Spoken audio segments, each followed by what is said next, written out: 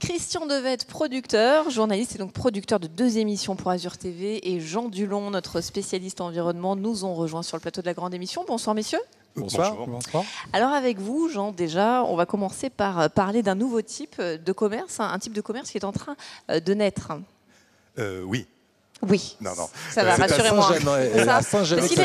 C'est volontaire, c'était juste pour Il aime bien rire. faire des surprises, en fait, Jean. C'était une surprise, ouais. Oui, c'est un commerce qui est en train de naître parce que c'est un couple, la trentaine, jeune trentaine, Claire et Frédéric, qui sont bergers et qui font du fromage de chèvre et du fromage de brebis sur les hauteurs, sur les baous. Alors déjà, c'est intéressant parce que les baous, c'est à 15 km, 20 km, même pas, de la mer, et qu'il y a une renaissance et de nouveau des gens qui s'installent et qui ont, dans une bergerie qui était pratiquement abandonnée, qui ont repris ça et qui ont leurs chèvres, leurs brebis. Vous et êtes qui font allé du la fromage. voir, hein, cette bergerie? Oui, bien sûr, je suis allé les voir assez souvent. Et c'est parce que je les ai rencontrés que j'ai eu envie de faire quelque chose sur eux. Donc, juste tout près de Saint-Janet, bon, là justement d'ailleurs, on va parler montagne tout à l'heure, et là on y est aussi, mais cette ruralité proche, ce cordon autour de nous, on a une fabrication de fromage qui peut se faire tout près du village de Saint-Janet. Mais le problème, c'est qu'ils n'avaient pas d'endroit de vente.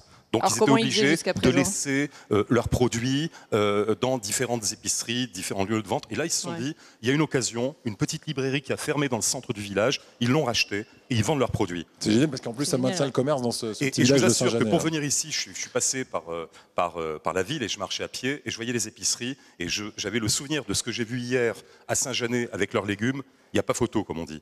D'ailleurs, il y a les photos qui passent et vous allez voir. C'est plus appétissant là-bas? Il n'y a pas de comparaison. Parce que, il y a des bonnes épiceries en ville aussi. Non, attendez. Ils font bien sûr qu'il y a de très bonnes épiceries. Mais là, ce sont des produits qui sont fabriqués sur place. Ils font de la viande d'agneau, de chèvre, ils font leur fromage, ils font de la laine. Tout issu du troupeau.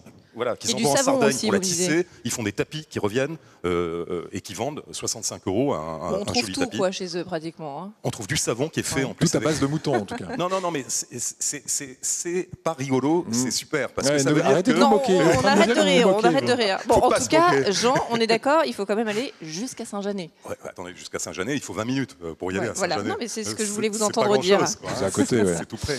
Donc il faut en profiter. Pour les Niçois. Non, je trouve ça sympa. On peut aller se balader. En plus, on peut aller monter dans la bergerie en haut, voir les moutons, leurs chèvres, tout ça. Et ils vendent aussi, juste pour terminer, des légumes qui viennent de la Colle-sur-Loup, de producteurs, agriculteurs aussi. Non, pas forcément, mais raisonnés. Je veux dire, c'est pas forcément bio, mais ils savent ce qu'ils font.